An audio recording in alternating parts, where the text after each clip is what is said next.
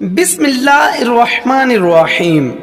شروع اللہ تبارک و تعالیٰ کے نام سے جو بڑا مہربان اور نہایت رحم کرنے والا ہے۔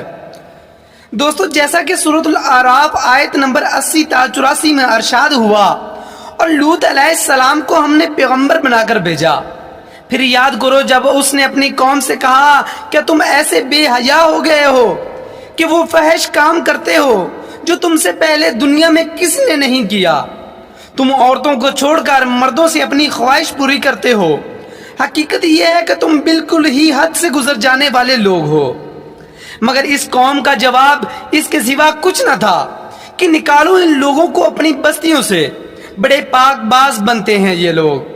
آخرکار ہم نے لوط علیہ السلام اور اس کے گھر والوں کو بجائے اس کی بیوی کے جو پیچھے رہ جانے والوں میں تھی بچا کر نکال دیا، اور اس قوم پر برسائی ایک بارش۔ پھر دیکھو کہ ان مجرموں کا کیا انجام ہوا۔ حضرت ابراہیم علیہ السلام کی قوم میں سے صرف ان کے بھتیجے حضرت لوط علیہ السلام ان پر ایمان لائے تھے۔ انہوں نے اپنے چچا کے ساتھ عراق سے ہجرت کی اور کچھ عرصے تک شام، فلسطین اور مصر میں حضرت ابراہیم علیہ السلام کے ساتھ دعوت اور تبلیغ کا تجربہ حاصل کرتے رہے۔ پھر اللہ سبحانہ و تعالی نے انہیں پیغمبری کے منصب پر سرفراز کیا، اور لوط علیہ السلام کو ہم نے حکم اور علم بخشا۔ سورۃ الانبیاء آیت نمبر 74 میں ارشاد ہوا، اور وہ قوم صدوم کی اصلاح پر مامور ہوئے۔ حضرت لوط علیہ السلام جب یہاں پہنچے تو جوان تھے، اور جب اس قوم پر عذاب آیا تو ان کی اولاد جوان ہو چکی تھی۔ حضرت لوط علیہ السلام کی یہاں آمد اہل صدوم کے لیے خوش بختی کا ذریعہ تھی کہ وہ ان کی دعوت اصلاح قبول کرتے اور اخلاقی طور پر سربلند ہوتے اور خوشحالی پاتے۔ ایسا محسوس ہوتا ہے کہ انہوں نے حضرت لوط علیہ السلام کی اپنے یہاں آمد کو خوش دلی سے قبول کیا، کیونکہ حضرت لوط علیہ السلام اعلیٰ اخلاق اور کردار کے مالک تھے، اور اپنی بیٹی کی شادی کر کے انہیں اپنا داماد بھی بنا لیا۔ اس لیے قرآن انہیں قوم لوط کہتا ہے۔ ان کی اس اچھے آغاز پر اللہ تعالیٰ نے انہیں خوشحالی عطا کی۔ یہود کی کتاب تلمود میں لکھا ہے کہ صدوم کے علاوہ ان کے 4 بڑے شہر اور بھی تھے، اور ان شہروں کے درمیان کا علاقہ ایسا گلزار بنا ہوا تھا کہ جہاں تک نگاہ جاتی تھی بس ایک باغ ہی باغ نظر آتا تھا، جس کے حسن اور جمال کو دیکھ کر انسان مدہوش ہو جاتا تھا۔ لیکن حضرت لوط علیہ السلام ان پر جو اخلاقی پابندیاں لگاتے تھے وہ انہوں نے قبول نہ کی۔ قرآن مجید کے مطابق وہ پہلے سے بہت برے کام کر رہے تھے۔ سورۃ الہود آیت نمبر 78 میں ارشاد ہوا، وہ سمجھتے تھے کہ حضرت لوط علیہ السلام کی باتیں مان کر ان کی خوشحالی کو دوام حاصل نہ ہوگا، بلکہ وہ مانت پڑ جائے گی۔ سب سے پہلے انہوں نے غیر قوموں سے اپنے معاملات خراب کیے۔ تلمود میں لکھا ہے کہ ایک مرتبہ ایک اعلامی مسافر ان کے علاقے سے گزر رہا تھا۔ راستے میں شام ہو گئی اور اسے مجبوراً ان کے شہر صدوم میں ٹھہرنا پڑا۔ اس کے ساتھ مالی تجارت اور اپنے کھانے پینے کا سامان بھی تھا۔ کسی سے اس نے میزبانی کی درخواست نہ کی، بس ایک درخت کے نیچے اتر گیا۔ مگر ایک صدومی اصرار کے ساتھ اٹھا کر اسے اپنے گھر لے گیا، رات اسے اپنے ہاں رکھا، اور صبح ہونے سے پہلے اس کا گدھا اس کی زین اور مالی تجارت سمیت اڑا دیا۔ اس نے شور مچایا، مگر کسی نے اس کی فریاد نہ سنی، بلکہ بستی کے لوگوں نے اس کا رہا سہا مال بھی لوٹ کر اسے نکال باہر کیا۔ اس طرح کے متعدد واقعات بیان کرنے کے بعد تلمود کا منصف لکھتا ہے کہ اپنی روزمرہ کی زندگی میں یہ لوگ سخت ظالم، دھوکے باز اور بد معاملہ تھے۔ کوئی مسافر ان کے علاقے سے باخیریت نہ گزر سکتا تھا، کوئی غریب ان کی بستیوں سے روٹی کا ایک ٹکڑا نہ پا سکتا تھا۔ ایسا ہوتا کہ باہر کا آدمی ان کے علاقے میں پہنچ کر فاقوں سے مر جاتا، اور یہ اس کے کپڑے اتار کر اس کی لاش کو برہنہ دفن کر دیتے۔ بیرونی تاجر اگر شامت کے مارے وہاں چلے جاتے تو سر عام لوٹ لیے جاتے۔ ایک مرتبہ حضرت سائرہ نے حضرت لوط علیہ السلام کے گھر والوں کی خیریت دریافت کرنے کے لیے اپنے غلام کو صدوم بھیجا۔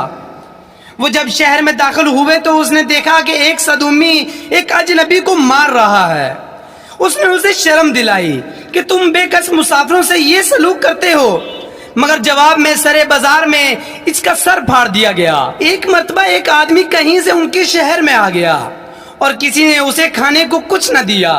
وہ فاقوں سے بدحال ہو کر ایک جگہ گرا پڑا تھا کہ حضرت لوط علیہ السلام کی بیٹی نے اسے دیکھ لیا اور اس کے لیے کھانا پہنچایا۔ اس پر حضرت لوط علیہ السلام اور ان کی بیٹی کو سخت ملامت کی گئی اور انہیں دھمکیاں دی گئیں کہ ان حرکتوں کے ساتھ تم لوگ ہماری بستی میں نہیں رہ سکتے۔ اپنی وادی کو انہوں نے ایک باغ بنا رکھا تھا جس کا سلسلہ میلوں تک پھیلا ہوا تھا۔ اس باغ میں وہ انتہائی بے حیائی کے ساتھ اعلانیہ بدکاریاں کرتے تھے اور ایک لوط علیہ السلام کے سوا کوئی زبان ان کو ٹوکنے والی نہ تھی۔ قرآن مجید میں اس پوری داستان کو سمیٹ کر صرف 2 فکروں میں بیان کر دیا گیا ہے کہ وہ پہلے سے بہت برے کام کر رہے تھے۔ سورۃ الہود آیت نمبر 78 میں ارشاد ہوا، اور تم مردوں سے خواہش نفس پوری کرتے ہو، مسافروں کی راہ مارتے ہو اور اپنی مجلسوں میں کھلم مکھلا بدکاریاں کرتے ہو۔ سورۃ العنکبوت آیت نمبر 29۔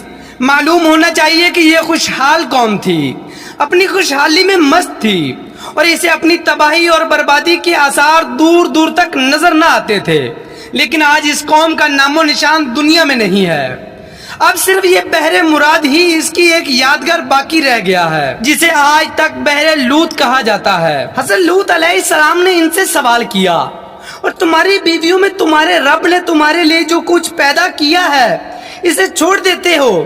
مطلب یہ ہے کہ اس خواہش کو پورا کرنے کے لیے جو بیویاں خدا نے پیدا کی تھی انہیں چھوڑ کر تم غیر فطری ذریعے یعنی مردوں کا اس غرض کے لیے استعمال کرتے ہو۔ دوسرا مطلب یہ بھی ہو سکتا ہے کہ خود ان بیویوں کے اندر خدا نے اس خواہش کی تکمیل کا جو فطری راستہ رکھا تھا اسے چھوڑ کر تم غیر فطری راستہ اختیار کرتے ہو۔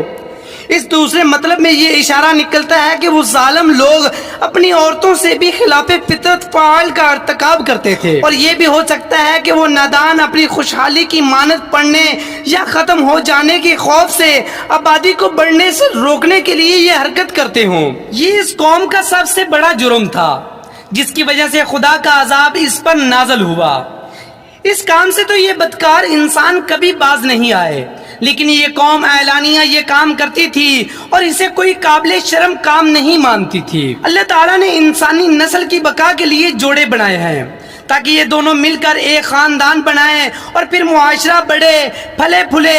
اسی مقصد کے لیے مرد اور عورت کو 2 الگ الگ جنس بنایا، ان میں ایک دوسرے کے لیے کشش پیدا کی، ان کی جسمانی بناوٹ اور نفسیاتی ترکیب ایک دوسرے کی ضرورتوں کے عین مطابق بنائی اور انہیں ایک دوسرے کے لیے سکون، راحت اور لطف کا ذریعہ بنایا۔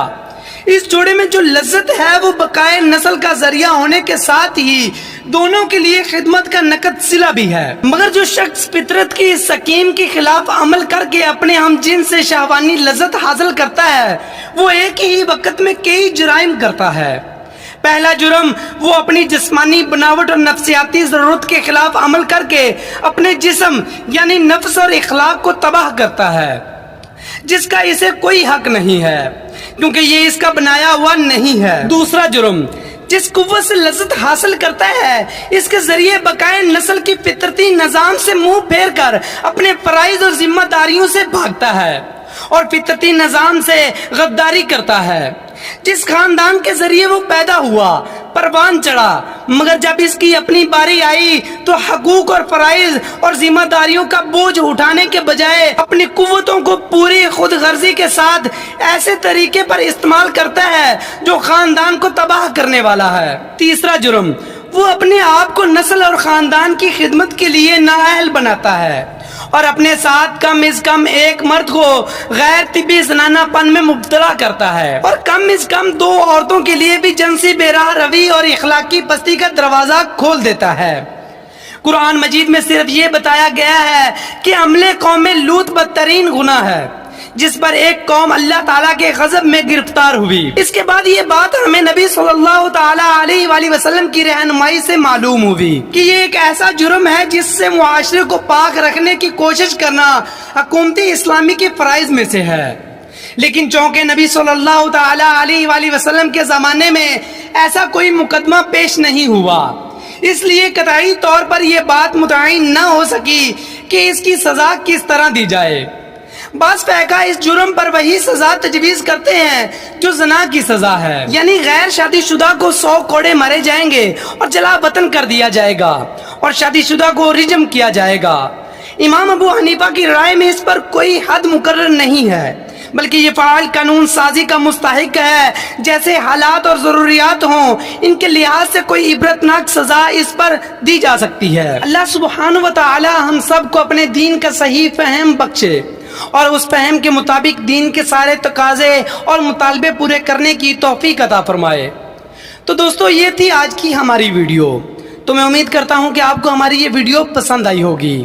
तो दोस्तों, मिलते हैं एक नए टॉपिक के साथ, तब तक के लिए दुआओं में याद रखिएगा। अल्लाह हाफिज।